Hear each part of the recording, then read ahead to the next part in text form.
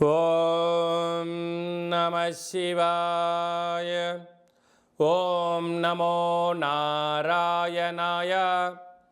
కర్మ నివారణ నరదృష్టి నివారణ కాళభైరవాయ నమో నమః.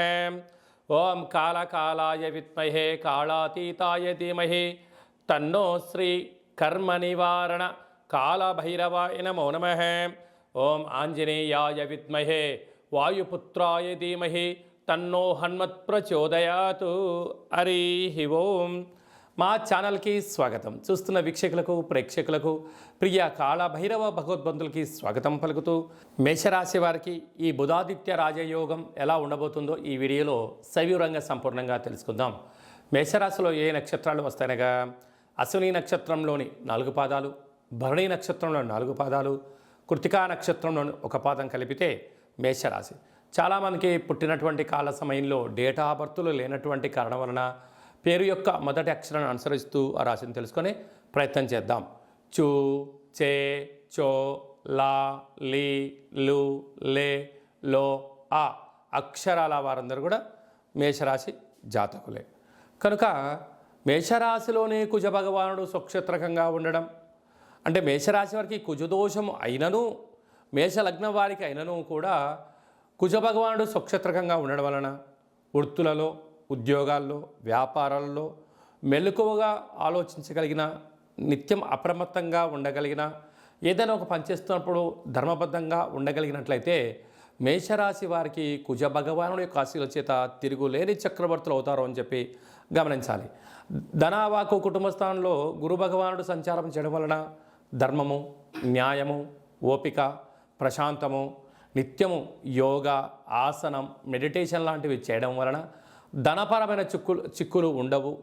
ధనాన్ని ఎలా సద్వినియోగపరచుకోగలగాలి, సమయాన్ని ఎలా దుర్వినియోగపరచుకోకుండా ఆపుకోగలగాలి, జీవన విధానంలో మరో మైలుర ఎలా దాటాలో అర్థం చేసుకునే పరిస్థితి చాలా అధికంగా ఉంటుంది.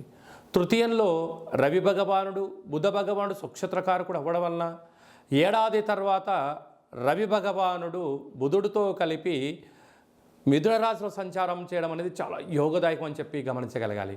విద్యార్థులకు మంచి కాలము, ప్రభుత్వ ఉద్యోగ ప్రయత్నం చేసేవారికి యోగదాయకము, అలాగనే వివాహ ప్రయత్నం చేసేవారికి కలిసి రావడము, అలాగనే తల్లిదండ్రుల నుంచి, తాత ముత్తాతల నుంచి స్థిరచరాస్తులు సంక్రమించడము, లేకుంటే పెద్దవారి యొక్క తల్లిదండ్రుల ప్రభుత్వపు యొక్క ఉద్యోగం నుంచి రావాల్సినటువంటి ఉద్యోగాలు కానీ, ధనము కానీ, ప్రమోషన్స్ కానీ వచ్చే అవకాశాలు చాలా అధికంగా ఉన్నాయని చెప్పి గమనించాలి.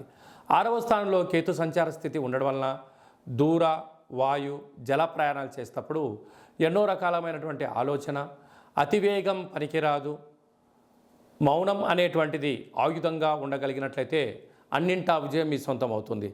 లాభస్థానంలో శని భగవానుడు స్వక్షేత్రకారకుడు అవడం వలన గతంలో పెట్టుబడి పెట్టిన వారికి ఇప్పుడు మంచి ఇన్కమ్ సోర్స్ రావడము, మరొక స్థిరాస్తులు, చరాస్తులు మీ సొంతం అవుతున్నాయి.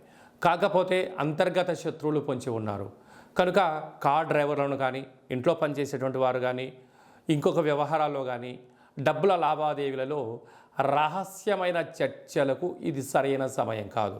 కనుక వీలైనంత వరకు మీరు ఏదైనా ఒక పని ప్రారంభించేటప్పుడు ఒంటరిగా ఉండడం, అది విజయం సాధించిన తర్వాత మీరు చెప్పుకోగలిగినట్లయితే అంతర్గత శత్రువులు తగ్గిపోతారని చెప్పి గమనించగలగాలి.